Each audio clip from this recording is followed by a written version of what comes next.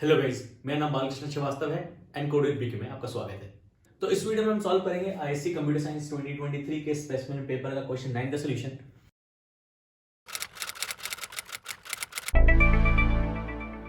शुरू करने से पहले इट इज अ रिक्वेस्ट कि अगर आपको ये वीडियो अच्छा लगे तो प्लीज सब्सक्राइब करिएगा मेरे चैनल को, क्योंकि आपके सपोर्ट के बिना यूट्यूब पे ग्रो करना इम्पॉसिबल है। तो क्वेश्चन दिया गया है, इसको एक बार पढ़ लें। तो एक क्लास होल्डर दी गई है, ओके। तो हम लिखेंगे क्लास होल्डर और इसमें दिया गया है कि एक डेटा स्ट्रक्चर को ये रिप्रेजेंट कर रहा है और इस डेटा स्ट्रक्चर में वैल्यूज रेयर एंड पे ऐड होती है और फ्रंट एंड से रिमूव होती है और इसके डेटा मेंबर्स और फंक्शंस दिए गए जो हम लिखेंगे। तो ये है क्लास का आउटलाइन और हमको इस कंस्ट्रक्टर इन मेथड्स को कंप्लीट करना है। मेन फंक्शन इस केस में नहीं लिखना है और आपको जरूरत भी नहीं लिखने की क्योंकि रिक्वायरमेंट नहीं है। और इसका एक सेकेंड पार्ट है जिसमें बताया गया है कि ये क्या रिप्रेजेंट करता है, वो हम एंड में करेंगे। तो जो डेटा स्ट्रक्चर के बारे में बात कर रहा है उसमें कह रहा है कि सपोज करिए क्यू एरे आपका ये है, ओके। मेरे पास इसमें 6 लोकेशंस हैं, 1 2 3 4 5 6, तो इसका कैपेसिटी हो गया 6, ओके। क्वेश्चन डिस्क्रिप्शन के हिसाब से अगर हमको इस डेटा स्ट्रक्चर में वैल्यू इंसर्ट करनी है तो रेयर एंड से होगी, रिमूव करनी है तो फ्रंट एंड से होगी। कहने का मतलब ये है कि अगर हम दो इंटीजर्स ले लें फ्रंट एंड रियर, जो फ्रंट एंड रियर है, ये दोनों 0 पे स्टार्ट हो रहे हैं, ओके, ऑलराइट। इंडेक्स 0 हो गया, ये 0 1 2 3 4 5, ओके। वैल्यू ऐड करनी है तो सिर्फ रियर से ऐड होगी। तो अगर सपोज करिए मैंने ऐड किया वैल्यू 10, अब ये प्लेस ऑक्यूपाई हो गई तो रेयर मूव कर गया यहां, तो रेयर अब हो गया 1, ओके। फ्रंट अभी भी वही है, फ्रंट चेंज नहीं हुआ क्योंकि फ्रंट से हम रिमूव करेंगे, हमने रिमूव नहीं किया वैल्यू, हमने वैल्यू ऐड की। नेक्स्ट वैल्यू ऐड करेंगे से 7, तो आर आ गया यहां पर, रेयर आ गया इंडेक्स 2 पर, फ्रंट अभी भी वही है, ओके। फिर हमने नेक्स्ट वैल्यू ऐड की से 18, आर आ गया यहां पर, आर हो गया 3। फिर नेक्स्ट वैल्यू हमने ऐड की से सपोज 20, तो आर आ गया यहां पर। फिर हमने नेक्स्ट वैल्यू ऐड की से 1, आर आ गया यहां पर, ओके। सो आर अभी हो गया है 5। अब हमारे पास एक ही लोकेशन बची है तो इसमें हम डाल दे सपोज 17, तो आर हो गया 6, ओके। और आर हमारा हो गया 6 अब, ओके। अब हमारा एरे हो गया है फुल। सो इस डेटा स्ट्रक्चर में हम और वैल्यूज नहीं ऐड कर सकते। अगर अब हमको वैल्यूज निकालनी है तो हमको फ्रंट से निकालनी है। तो सबसे पहले वैल्यू कौन सी निकलेगी, 10। तो अगर हम फ्रंट से निकाल रहे हैं वैल्यूज, तो फ्रंट आ गया यहां, ये वैल्यू निकल गई, सो रिमूव वैल्यू इज 10 और फ्रंट हो गया 1, ओके। नेक्स्ट वैल्यू हमको निकालनी है तो ये निकलेगी, फ्रंट अब यहां पे आ गया है, फ्रंट 1 है, तो इसको निकालेंगे तो हमको मिलेगा 7 और फ्रंट आ गया यहां पर, ओके। सो वैल्यू फ्रंट से निकल रही है, रेयर से ऐड हो रही है, ये हमारा डेटा स्ट्रक्चर है, ओके। और जब फ्रंट यहां पे पॉइंट कर रहा है, मतलब फ्रंट की वैल्यू जब 2 है, इसका मतलब ये नहीं कि ये दो लोकेशन डिलीट हो गई है, ये दो लोकेशन अभी भी है, बट बस हम इसे एसेस नहीं कर सकते क्योंकि फ्रंट कभी पीछे नहीं जा सकता, क्योंकि फ्रंट हमेशा वैल्यूज रिमूव करेगा और रेयर कभी इधर नहीं जाएगा, क्योंकि रेयर हमेशा वैल्यूज ऐड करेगा, तो रेयर हमेशा इस डायरेक्शन में जाएगा और फ्रंट भी सिर्फ इस डायरेक्शन में ही जाएगा, ओके।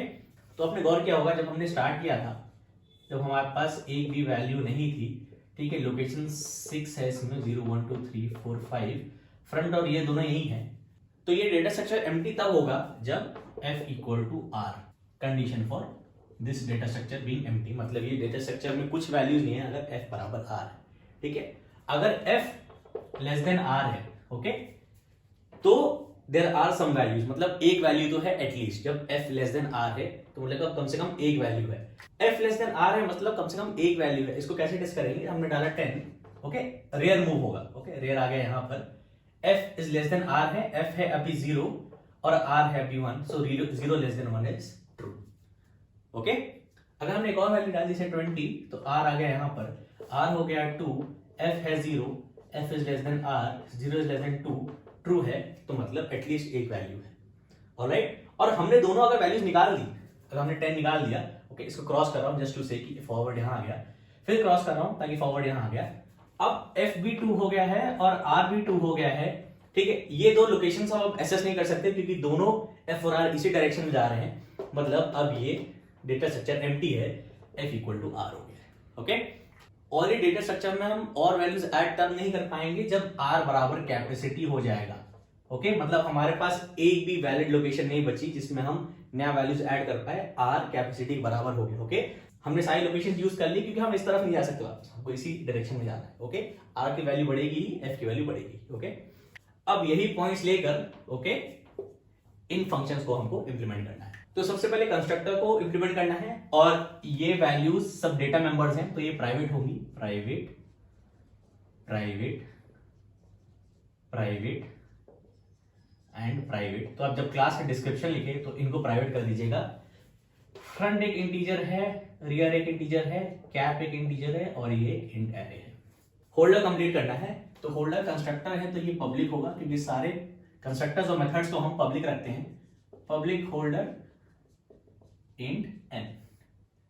तो ये जो n है वो इस क्यू एरे का कैपेसिटी बता रहा है, तो हम कैपेसिटी सेट कर देंगे n को।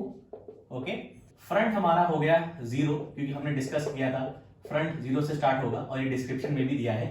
फ्रंट रियर 0 है, कैपेसिटी n है और हमको एरे भी इनिशियलाइज करना है। तो याद रखिएगा जब भी आप एरे वाले इन क्वेश्चंस को सॉल्व करें हमेशा एरे इनिशियलाइज करेगा कंस्ट्रक्टर में। q is equal to new int capacity या n कुछ भी लिख लीजिए। Okay, that's it. और आपको इनका कोई अलग से डिफॉल्ट वैल्यूज देने की जरूरत नहीं है क्योंकि बाय डिफॉल्ट सारे इंटीजर्स इस अरे में 0 होंगे और हम क्योंकि फ्रंट और रियर 0 से स्टार्ट कर रहे हैं तो इनको कोई अलग से वैल्यूज देने का कोई पॉइंट नहीं बनता। ओके, तो हमारा पहला कंस्ट्रक्टर तो हो गया। ओके, नेक्स्ट है public void add int. Public void add int और स्पेलिंग का ध्यान रखिएगा। देखिए ऐड इंट में सब लोअर केस है, ये आई यूजुअली बड़ा होता है, इस केस में नहीं है। तो आप कोशिश करिएगा कि आपके जो मेथड के नाम दिए गए हैं वही आप अपने पेपर में लिखें। और ये लेना है एक इंटीजर v, इसको आप अलग नाम ले लेंगे तो टेक्निकली गलत नहीं है, लेकिन क्योंकि पेपर में दिया है इंट v तो आप इंट v ही रखिए। ओके, तो हमने जो एरे डिस्कस किया एज अ डेटा स्ट्रक्चर उसमें क्या क्या कंडीशंस थी। r बराबर f में empty है। Okay, data structure r equal to capacity में फुल है, मतलब हम कोई और वैल्यू डेटा स्ट्रक्चर में ऐड नहीं कर सकते। f is less than r में स्पेस अवेलेबल है।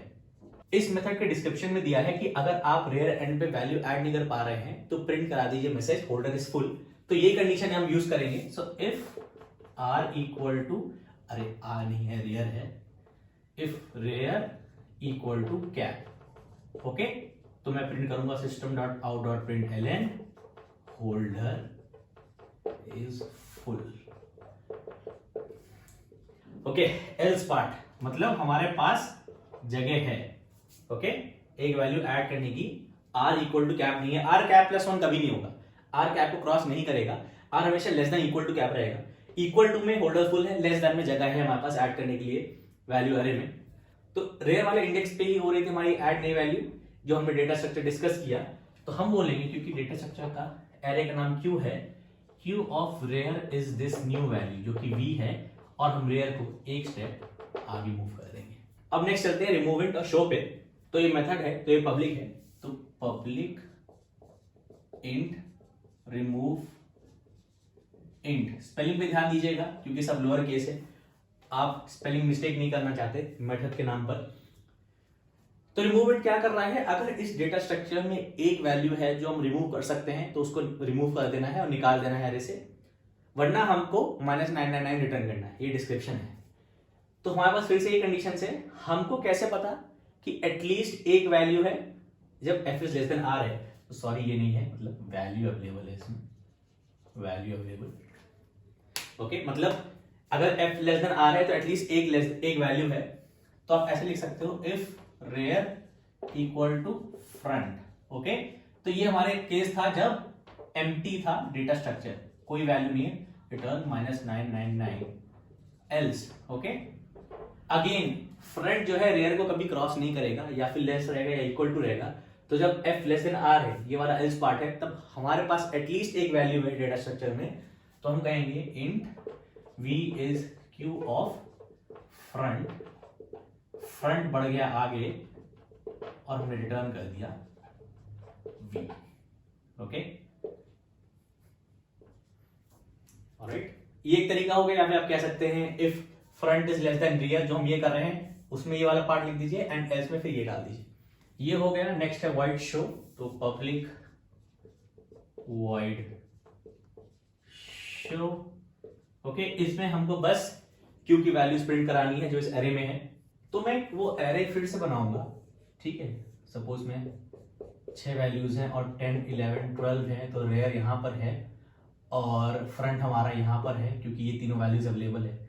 ठीक है, तो अभी हमारे पास कौन कौन से वैल्यूज अवेलेबल है इंडिसेस पे? 0, 1, 2, 3, 4, 5 अगर इंडिसेस हैं तो हमारी वैल्यूज हैं अभी 0, 1 और 2 पे। ओके, अगर हमने एक वैल्यू रिमूव कर दिया, हमने 10 रिमूव कर दिया, ठीक है, तो इसमें क्या है हमको मतलब नहीं, 11, 12 इन तीनों में क्या है हमको मतलब नहीं, रेयर यहाँ है, फ्रंट यहाँ है, इंडिसेस ये हैं, तो हमारे पास जो वैल्यूज जो हमारे पास है डेटा स्ट्रक्चर में वो है इंडिसेस 1 और 2 पे।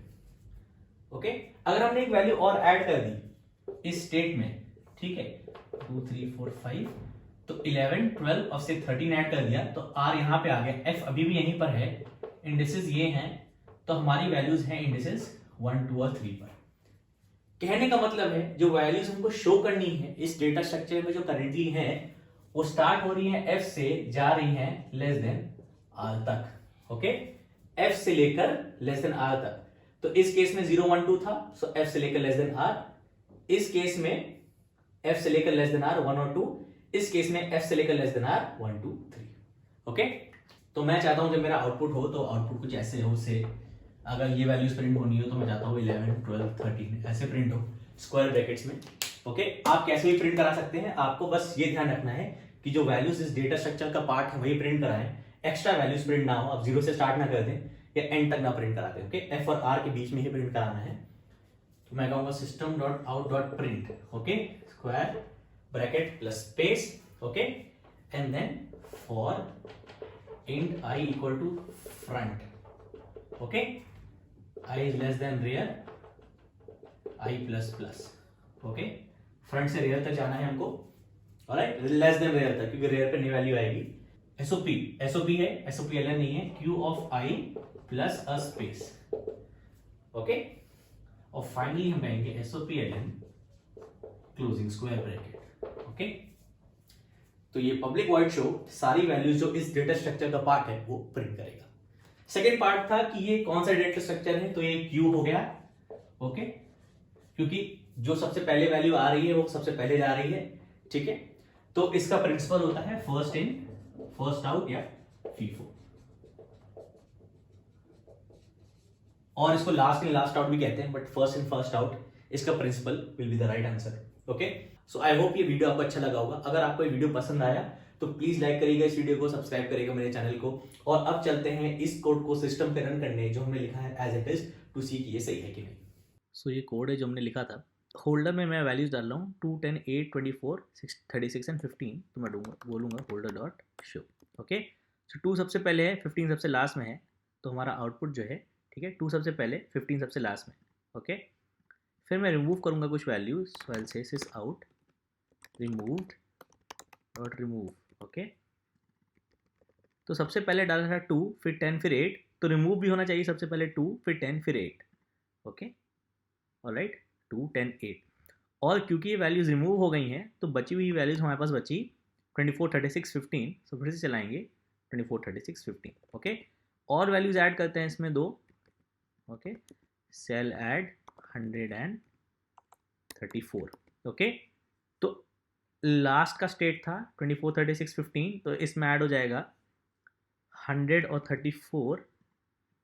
ओके, तो 134। ओके, अब सारी वैल्यूज रिमूव कर देते हैं, 5 वैल्यूज हैं। ओके, तो हमारे पास ये आया। ओके, शो करेंगे तो हमारे पास एक ब्लैंक डेटा स्ट्रक्चर होगा। ओके, अब अगर हम रिमूव करना चाहेंगे तो हमको -99 आएगा जैसे हमको बोला गया था।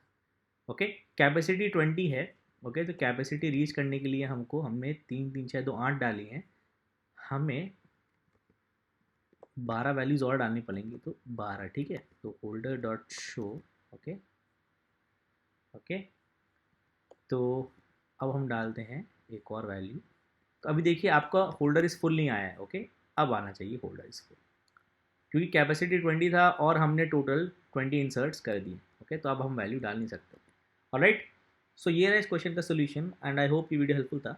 सो अगर आपको ये वीडियो हेल्पफुल लगा, अगर आपको वीडियो अच्छा लगा, तो प्लीज़ लाइक करिएगा मेरी वीडियो को, सब्सक्राइब करिएगा मेरे चैनल को, एंड कमेंट्स में लिखिएगा अगर आपको इस वीडियो में कुछ समझ में नहीं आया या फिर ऐसा कोई क्वेश्चन या कॉन्सेप्ट आप डिस्कस करवाना चाहते हैं, वो भी कमेंट में आप लिख सकते हैं। Thank you.